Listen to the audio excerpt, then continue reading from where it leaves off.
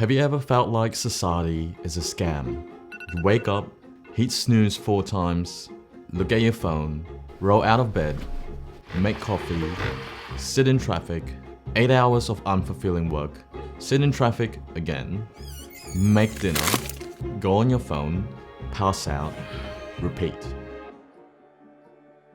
I think from a very young age, I was conditioned into believing that being successful means getting good grades, going to university, and then eventually getting a good paying job.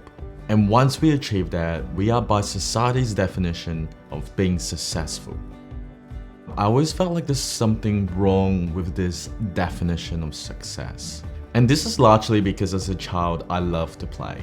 And I really didn't like school. I hated how everything was so structured. How we had to wake up early every day, learn the same boring subjects, and take these exams where most of the things that we're getting tested on is not applicable to the real world.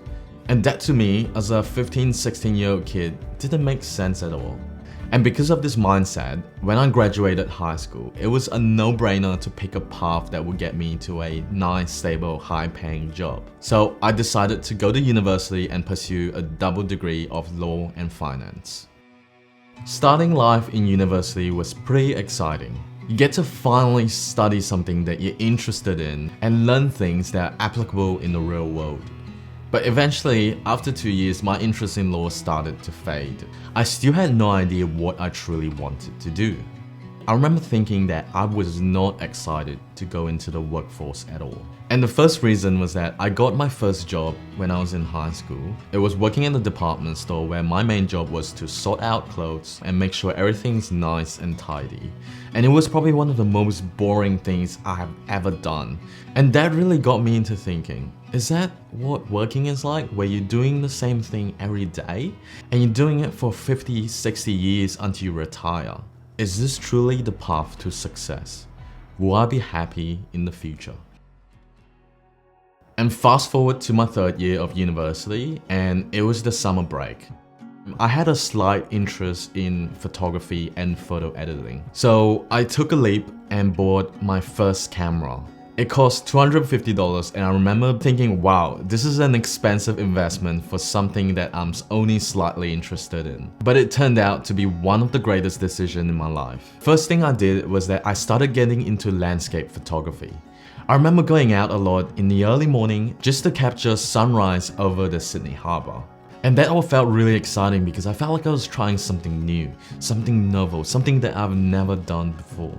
And at that time, I never thought of it as a job. I was just super happy that I found a new hobby and something that I was passionate in. And by luck, one of my friend's friend is holding a birthday party and they wanted to have a photographer there. So my friend referred them to me. And at that time, I've never been paid for doing my hobby before.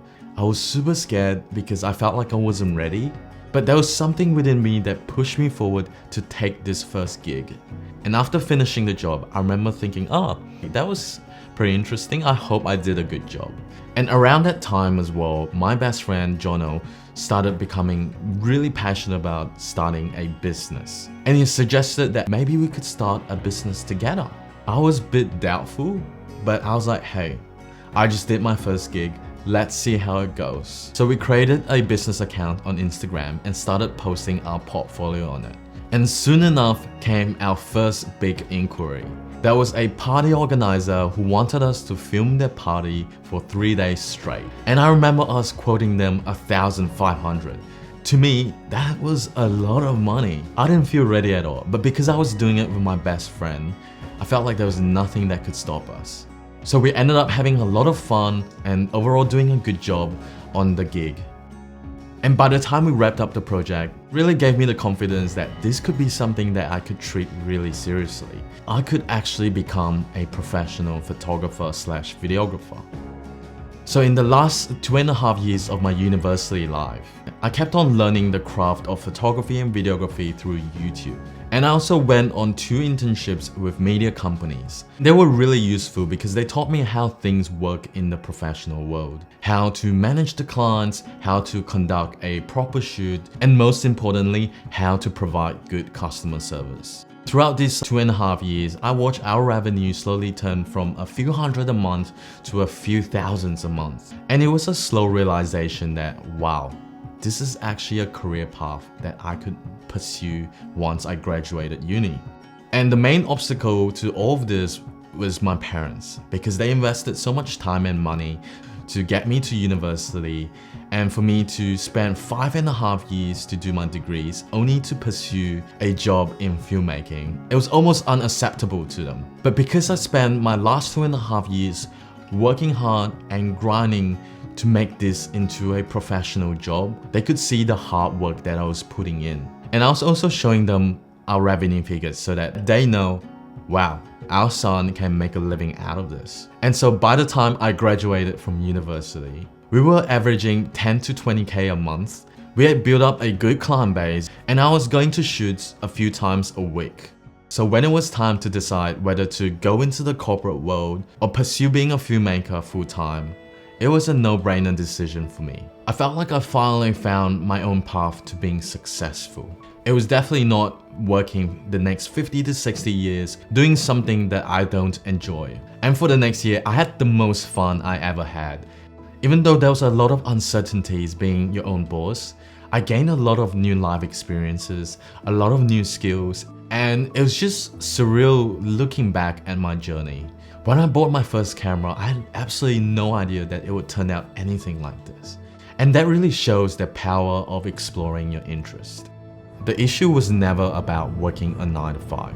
It was about finding something that you love and pursuing it as a career. It actually didn't matter if it's a 9 to 5 or a business. But what matters is that you're not dragging yourself to work every day and doing something that you never loved. You actively enjoy what you do and your work aligns with your goals. Not society's goals, but yours and yours alone. And to me, that's the true version of success. Just remember, if you don't define your own version of success, society's gonna define it for you. So if you're afraid, take the first step out of your comfort zone. Explore, because the world is not a battlefield, it is your playground. Most importantly, take a risk, make mistakes, and believe in yourself. You know how we went from complete beginners to full-time filmmakers with a 6-figure production business?